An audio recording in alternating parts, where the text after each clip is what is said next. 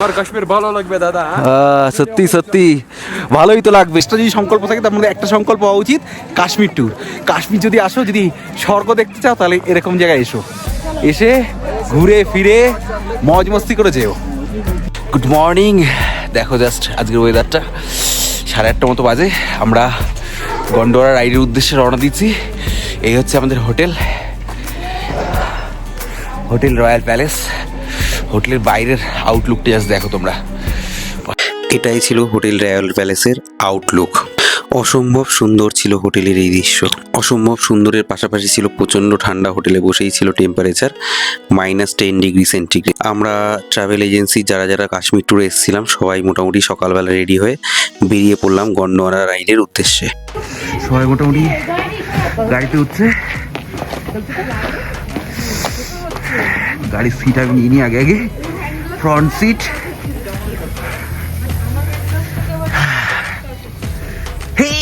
পিছে দাও।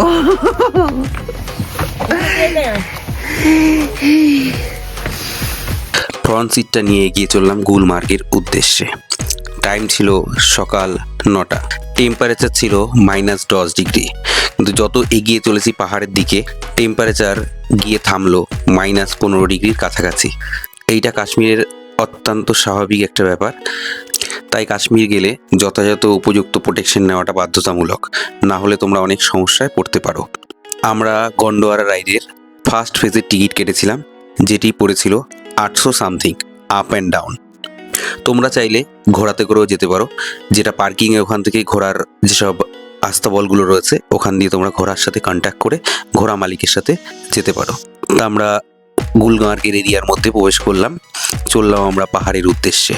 আমাদের বাস আমাদেরকে নিয়ে বরফ দেখাতে দেখাতে এগিয়ে চলল গুলমার্গে। দুপাশের নাজারা ছিল চোখে পড়ার মতো সুন্দর, খুবই সুন্দর। দুপাশে বরফ রয়েছে আর এতটাই ঠান্ডা ছিল যে ড্রেনের জলও বরফ হয়ে ঠান্ডায় জমে গেছে। পাইন ট্রির অপরূপ সৌন্দর্যের মাঝে আঁকাবাঁকা রাস্তায় আমাদের বাস চলেছে, সুন্দর এই প্রাকৃতিক সৌন্দর্য অনুভব করাতে করাতে। সবচাইতে মনে রাখার বিষয় যেটা, সবাই কিন্তু আধার কার্ড সঙ্গে নিতেই হবে, না হলে কিন্তু তোমরা ওপরে গিয়ে বিপদে পড়বে। যেহেতু কাশ্মীর একটি সেন্সিটিভ এরিয়া, আমরা যখন ঘুরতে গেছিলাম তখন পেহেলগাম অ্যাটাকের মাসখানেক আগের ঘটনা এটা। প্রচণ্ড ঠান্ডা, তাই ঠান্ডার সাথে কোনো রকম সমঝোতা না করে আমরা ড্রেস ভাড়া করেছিলাম। যেহেতু ফার্স্ট পেজে ছিল প্রায় 15°C কাছাকাছি মাইনাস। আমরা ভালোভাবেই ফিরে আসতে পারলেও তারপরে যারা গেছিল পেহেলগামে অ্যাটাকে মারা গেছিল তারা কিন্তু ফিরে আসতে পারেনি। গাড়ি পার্কিং করে আমরা ড্রেস ভাড়া করতে চলে গেলাম। আমরা জুতো মোটামুটি নিয়ে নিয়েছি। এই দেখো, এইখান দিয়ে এসেই তোমাদের জুতো, জ্যাকেট এগুলো সব ভাড়া করতে হবে। আমরা 300 টাকা আমরা ফিক্স করে নিয়েছি রেট, পার হেড 300। কেমন লাগছে এই জুতোটা পরে? জুতোটা ভালো লাগছে। খাদিম বলো, পুরো পুরো খাদিমের জুতো হয়ে গেছে। কিছু করার নেই, এর মধ্যে দিয়ে আমাদের অ্যাডজাস্ট করে নিতে হবে, কিচ্ছু করার নেই। যতই ফ্যাশনেবল জুতো পরো না কেন, এইখানে এসে কোনো কথা কাজ হবে না। আমরা ড্রেস রেন্টে নিয়ে নিয়েছি, জাস্ট দেখো কেমন লাগে, পুরো জাদু জাদু পুরো একদম। এই অবস্থাতে যেতে হবে, কোনো উপায় নেই ছাড়া। দেখো এই হচ্ছে শীতের ড্রেস গন্ডোয়ারা রাইডের জন্য পারফেক্ট। এটা ভাড়া নিয়েছি আমরা 300 টাকা করে, যেহেতু বেশি লোক ছিল আমাদের ওর জন্য 300 টাকা হয়ে গেছে। আদারওয়াইজ কোনো মতেই সম্ভব ছিল না। বার্গেনিংটা বলো। প্রচন্ড পরিমাণে বার্গেনিং করতে হচ্ছে। প্রথমে 700 সেখান দিয়ে শুরু হয়, সেখান দিয়ে 500 দিয়ে 400, সেখান দিয়ে 300 এসে ঠেকেছে। যাই হোক, নেক্সট টাইম আমরা যেখানে রাইড করবো সেখানে দেখাবো তোমাদের কিভাবে আমরা রাইডটা এনজয় করছি। তো যাই হোক, ওখানে গিয়ে দেখা হচ্ছে আবার। টাটা। সবাই মোটামুটি জাদু সেজে এসছে। এই ছোট বাচ্চাকে দেখো, সবাই মোটামুটি জাদু স্টাইলে। সেই কই মিল গায়ে সেই সিনগুলো মনে পড়ছে আস্তে আস্তে। কিচ্ছু করার নেই, এরকম ভাবেই যেতে হবে, পুরো স্নোম্যান স্টাইলে। বরফের সাথে ঠান্ডার সাথে নো কম্প্রোমাইজ। জাস্ট দেখো, আমি একটা টুপি কিনে নিয়েছি। এই টুপিটা ধুলো ধুলো হয়ে গেছে পরে গিয়ে। যাই হোক, সেটা কোনো ব্যাপার না। ঠিক আছে, চলো এইভাবেই চলবে আজকের জার্নিটা। ড্রেস ভাড়া করে আমরা সবাই মিলে আমাদের টিম নিয়ে এগিয়ে চললাম গন্ডোয়ারার রাইডের যে টিকিট কাউন্টার বা অফিস, যেখান দিয়ে রাইডটা শুরু হয় সেই উদ্দেশ্যে। অনেকে গাড়ি করে যাচ্ছে, কিন্তু আমরা হেঁটে হেঁটেই গেলাম। চলো তাহলে। গাড়ি বুকিং করেও যেতে পারো, কিন্তু বার্গেনিং করতে হবে। আমরা কেউ যাচ্ছি না, বেশি একটা দূর না যেহেতু, ওই জন্য আমরা সবাই মিলে হেঁটে হেঁটেই ডিসিশন নিয়েছি যাওয়ার। বিভৎস পরিমাণে ঠান্ডা, তার জন্য আমাদের কোনো রকম টুপি মুপি কিছুই খুলতে পারছি না। জাস্ট দেখো, জাস্ট তোমরা দেখো, ড্রেনটা পুরো জমে ক্ষীর হয়ে গেছে, বরফ পুরো। এই ড্রেন, কেউ বলবে এটা ড্রেন? এই ড্রেনটা দেখো পুরো বরফে জমে বরফ হয়ে গেছে। শুধু জাস্ট দেখো ড্রেনের অবস্থা। আর ওপরে তো বিভৎস বরফ, বিভৎস পরিমাণে বরফ রয়েছে, আর ভীষণ ঠান্ডা, ভীষণ ঠান্ডা। ওই যে সামনে যে বিশাল পাহাড়টা দেখছো, ওই যে গ্লেশিয়ার, ওইখানেই আমাদের যেতে হবে। তার অফিসটা রয়েছে নিচে, কিন্তু ওই পাহাড় পর্যন্ত আমাদের কেবল কার বা রোপওয়ে যেটাকে বলো, তার মাধ্যমে আমাদের উপরে নিয়ে যাবে। সেই অফিসে গিয়ে আমাদের এখন সবাইকে লাইন দিতে হবে। আমরা অনেক সকাল সকাল বেরোনোর চেষ্টা করেছি, কিন্তু এসে দেখি অনেকটাই ভিড়। ওই ফার্স্ট ফেজ হচ্ছে একটু নিচে, সেকেন্ড ফেজ হচ্ছে অনেক ওপরে, একদম পাহাড়ের চূড়ায়। কিন্তু আমাদের সাথে অনেক বাচ্চা ছিল বলে আমরা বেশিরভাগ সবাই ফার্স্ট ফেজটা চুজ করেছি। কাশ্মীর মানেই সুন্দর, আর কাশ্মীর মানেই হচ্ছে আতঙ্ক।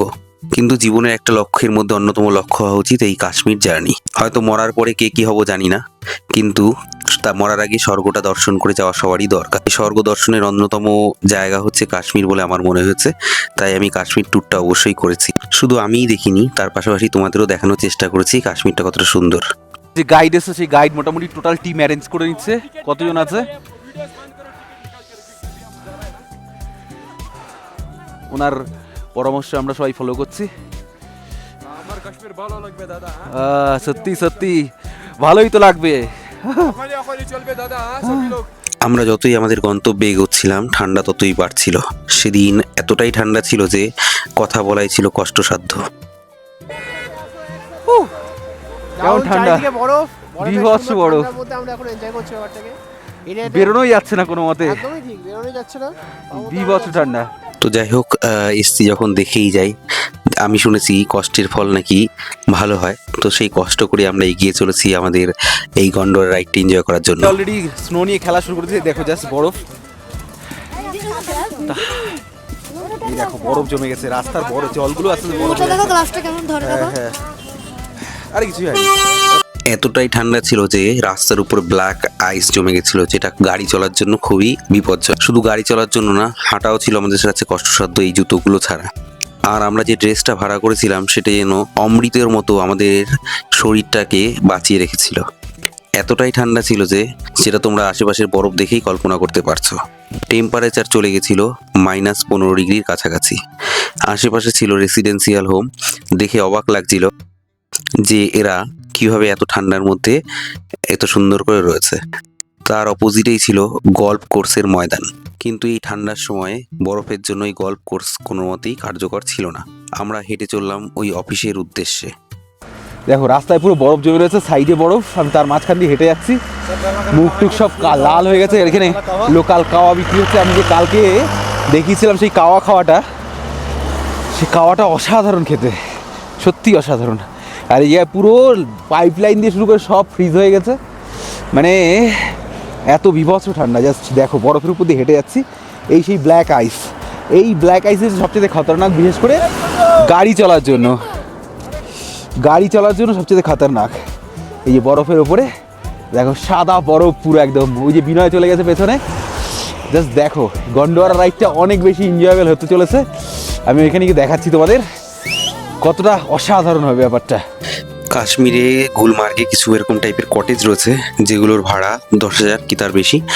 এই কটেজগুলো ভাড়া করে অনেকেই 1-2 দিনের জন্য কাশ্মীর ঘুরতে আসে এবং এই গল্ফ কোর্সে গল্ফ খেলে এবং কাশ্মীরের গন্ডোয়ার রাইড এবং ফার্স্ট ফেজ সেকেন্ড ফেজের সৌন্দর্য অনুভব করে তারা বাড়ি ফেরে।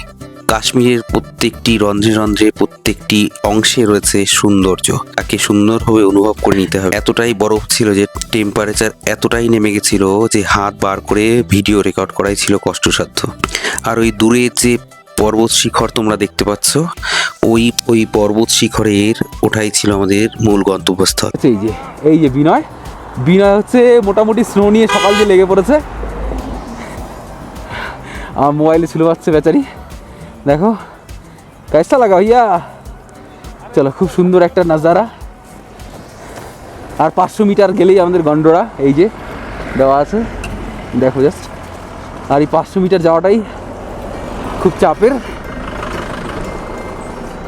এত ঠান্ডা, ওই জন্য একটু কাওয়া খেয়ে নিলাম। চা তো আমি খাই না। ये अच्छा चीज है देखो ये এরা এই বিক্রি করছে এই যে ড্রাই ফ্রুটসের, এইটা আমি একটা নিয়েছিলাম, একটা খুব সুন্দর খেতে, কাজু এবং ই দিয়ে তৈরি, কোকোনাট দিয়ে, খুব সুন্দর খেতে।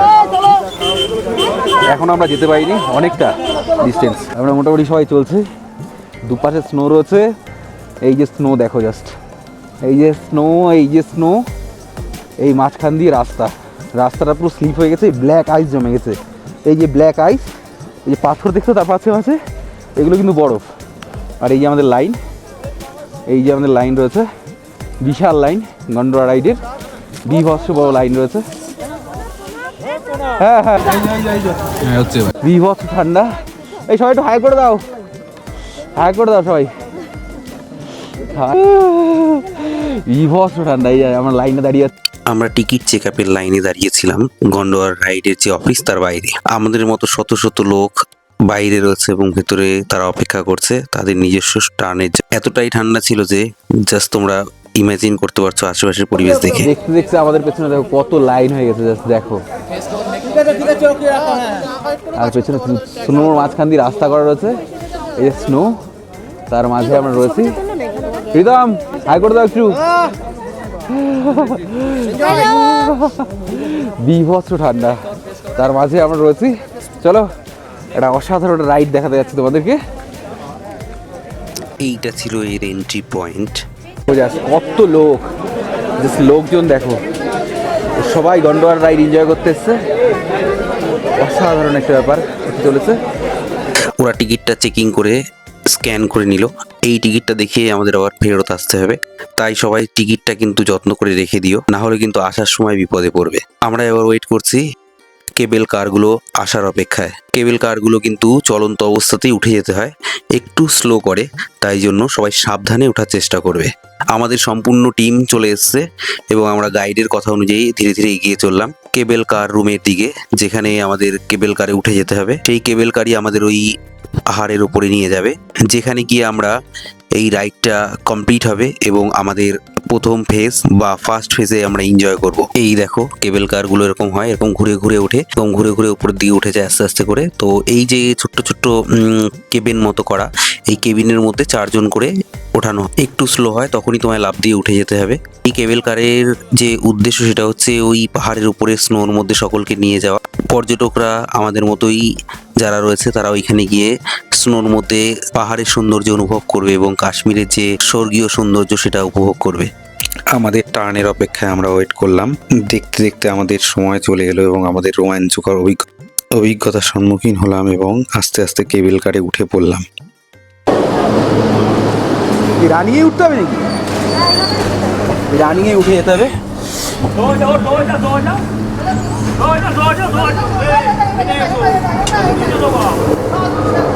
কি বন্ধ নিজে নিয়ে হয়ে যাবে? তো 4 জন করে আমরা উঠেছি। না না, নিজে নিজে বন্ধ হবে না। ওই তো একাই হয়ে যাচ্ছে না? না না আমি করলাম বন্ধ। না এবার ভিডিও করো, ভিডিও করো। এই দেখো start the video. Gondola ride শুরু হয়ে গেছে। দেখো চারিদিকে শুধু বরফ আর বরফ। এই বরফের মধ্যে দিয়ে যাচ্ছি আমরা। এই দেখো জাস্ট অসাধারণ একটা অভিজ্ঞতা হতে চলেছে। দেখো শুধু বরফ আর বরফ, নিচে শুধু বরফ আর বরফ, বরফ ছাড়া আর কিছু নেই। হয়ে গেছে শুরু বলো। ফেজ 1 নিচে দেখি যদি তুমি জীবনে কিছু করতে চাও অবশ্যই কাশ্মীর ঘুরে যাও আমার মতে। বলে কিছু করতে কারণ নইলে তোমার যতই তুমি ঘুরবে সেই ঘোরাটা আধুরাই থেকে যাবে যদি তুমি কাশ্মীরে না আসো। কাশ্মীরে আসতেই হবে, স্বর্গ একদম স্বর্গ। যদি তুমি দেখতে চাও, শাড়ি যদি তুমি দেখতে চাও তাহলে অসাধারণ। দেখো ঘোড়ায় করে যাচ্ছে এই নিচের দিক দিয়ে, আর আমরা যাচ্ছি কেবল কারে করে। যারা কেবল কার পায়নি তারা ঘোড়ায় যাবে। কি দারুণ, জাস্ট অসম রাইড। আর সবচেয়ে বড় কথা, তোমার জীবনটা পুরো একদম আধুরা দেয় জায়গা যদি তুমি এই রাইডটা না করো। যারা ওই উপরে, আমি একটা জিনিসই বলবো আমার এই ভিউয়ার্স বন্ধুদের, যে তোমরা যাই করো জীবনে অল্প চিপ রেটে তুমি জীবন যাপন করো, কিন্তু সেই পয়সা তুমি অন্তত একবার হলেও কাশ্মীর ঘুরে যাও। না না বাবা, কাশ্মীর যদি তুমি দেখে যাও, মরার আগে তুমি স্বর্গটা উপভোগ করে যেতে পারবে। যাই হোক, আরো দেখাচ্ছি তোমাদের এই নাজারা। আমরা ওই পয়েন্টে গিয়ে আবার তোমাদের সাথে দেখা হবে। আর মার্ভেলাস, ভালো লাগছে কিন্তু মজা আসছে। তবু বলো কেমন লাগছে? আচ্ছা লাগা कैसा लगा কেবিল কারের নিচে ছিল স্নো আর স্নো, সেখান থেকে অনেকে ঘোড়ায় করে যাতায়াত করছিল অথবা পায়ে হেঁটে। কেবিল কারটা মাঝে মাঝে লোক অন্যান্য সময় দাঁড় করিয়ে দিচ্ছিল, এতে প্যানিক হওয়ার কিছু নেই, তোমাদের ক্ষেত্রেও এটা হতে পারে। আমরা তো প্রথমে ঘাবড়ে গেছিলাম যে হুট করে কেন দাঁড়িয়ে গেল, তারপরে আবার কিছুক্ষণ পরে আবার চলতে শুরু করলো। এখানে কেবিল কার দিয়ে তুলছিল, সেখানে মাঝে মাঝেই অনেক স্লো করে দিচ্ছিল, এই কারণে আমাদের একটু ভয় লাগছিল প্রথম দিকে, কিন্তু কিছুক্ষণ পরে আবার আমাদের কেবিল কারটা ঘুরে ঘুরে চলতে শুরু করলো। আমরা ফার্স্ট রাইডটা এটা বুক করেছি, আমরা ফার্স্ট ফেজ, তো এটা আমরা 800 সামথিং নিয়েছে অনলাইন, যেহেতু আমরা বুক করে নিয়েছিলাম। তোমরা কিন্তু চেষ্টা করবে সবসময় অনলাইন বুক করে আসতে, কারণ অনলাইন বুক না করে যদি এখানেই আসো তোমাদের কাছে বেশি টাকা কেটে নেবে কিন্তু। কেবিল কার থেকে নেমেই আমরা চলে আসলাম আমাদের গন্তব্যস্থলে ফার্স্ট ফেজে। ওই যে পেছনে যে স্নো দেখছো, ওই স্নোর উপরেই আমরা সবাই যাব। আমাদের এখানে আসার মূল উদ্দেশ্য হলো ওই যে দূরে যে তোমরা স্নো দেখতে পাচ্ছ, সাদা দুধের মতো সব ফকফকে সাদা, ওখানেই আমাদের মূল গন্তব্যস্থল। তো চলো ওইখানে গিয়েই তোমাদের সাথে দেখা হচ্ছে। কাশ্মীর যখন এসছি তো কিছু মেমোরেবল তো কিছু করে যেতেই হবে। এতক্ষণ ধরে যে তোমাদেরকে আমি ফার্স্ট ফেজ বলছিলাম, এটাই হলো ফার্স্ট ফেজের মূল গন্তব্যস্থল। চলো আশেপাশটা তোমাদের ঘুরে দেখাই। এখানে ছিল প্রচণ্ড ঠান্ডা, -15 ডিগ্রির কাছে সেন্টিগ্রেড। তো এখানে এই স্কি ড্রেসটা আমাদের খুব কাজে দিচ্ছিল। এখানে স্থানীয়দের কাছে এটা ছিল মামুলি ব্যাপার, তারা সাধারণ শীতের ড্রেস পরে এখানে বসেছিল। অনেক ব্যবসায়ীরা স্থানীয়, তারা এখানে বিভিন্ন জিনিস বিক্রি করছিল। এবং তারা কাশ্মীরে আমার একটা জিনিস খুবই অবাক করা লেগেছে, যে এখানে কিছু ব্যবসায়ীরা রয়েছে যাদের ক্যামেরার মধ্যে ব্লগে নিতে গেলে তারা অস্বীকার করছে এবং বলছে যে আমাদের ভিডিওতে নিও না। আর এখানে এতটাই ঠান্ডা পড়েছিল যে অনেকেই আগুন জ্বালিয়ে আগুন পোয়াচ্ছিল। তো আমিও একটু হাত সেঁকে নিলাম, কারণ আমার হাতের অবস্থা খুবই খারাপ হয়ে গেছে। আগুন পোহানোর অনুভূতিটা ছিল সত্যি অসাধারণ, যা বলে বোঝাতে পারবো না তোমাদেরকে। হ্যাঁ হ্যাঁ एकदम ভালো বাঙালি ভালো, কাশ্মীর ভালো, তো সব ভালো। সব ভালো। এখানে হামনি শাল 50% আপনার একদম এখানে কিনা দাম লাগবে, একদম ভালো ভালো। আসার সময় নেবো আমরা, আসি করে স্কিটা করে, ঠিক আছে? হ্যাঁ হ্যাঁ হ্যাঁ ঠিক আছে। তো যাই হোক, আমরা এখানে স্কি করার জন্য এসেছি। প্রচুর ঘোড়া রয়েছে, ঘোড়া রাইড যদি তুমি চাও। আর হাত বের করতে পারছি না আমি, হাতটা পুরো মনে হচ্ছে জমে যাচ্ছে। তো আমি একটু হাতটা সেঁকে নিলাম ওইখানে আগুনে। আর সবচেয়ে বড় কথা যেটা রয়েছে সেটা হচ্ছে বীভৎস ঠান্ডা, বীভৎস, কোনো কথা হবে না, এত ঠান্ডা। তার মধ্যে যে তুমি কোনো কিছু করবে, কোনো কিছু করার ক্ষমতা নেই। মানে প্রকৃতির কাছে এই জায়গায় আমরা বাধা পড়ে গেছি, প্রকৃতি এইখানে তোমায় বেঁধে ফেলেছে। এই যে দেখো ঘোড়া, কত ঘোড়া রয়েছে। ঘোড়া যদি তোমরা কেউ রাইড করতে চাও, এইখান দিয়ে বার্গেনিং করতে হবে। ওরা কিন্তু প্রথমে অনেক দাম চাইবে, তো সেক্ষেত্রে তোমায় কী করতে হবে, যথারীতি তোমায় করতে হবে যেটা, সেটা হচ্ছে বার্গেনিং করতে হবে। যেমন আমাদের এই স্কি করার সময় স্কির প্রথমে আমাদের বলেছিল 2000 টাকা করে, তো সেখান দিয়ে লাস্টে গিয়ে সেটা 700, পরে 750 গিয়ে ঠেকেছে। তো তোমরা যদি বার্গেনিং না করতে পারো তাহলে কিন্তু তোমার ঠকে যাবে টোটালি। আর এইখানে দেখো, পেছনটা দেখো শুধু, জাস্ট পুরো হেভেন, জাস্ট হেভেন। কোনো মানে তোমার দেখলে মনে হবে যে সত্যি হেভেন। জাস্ট দেখো পেছনটা, আমি দেখাই।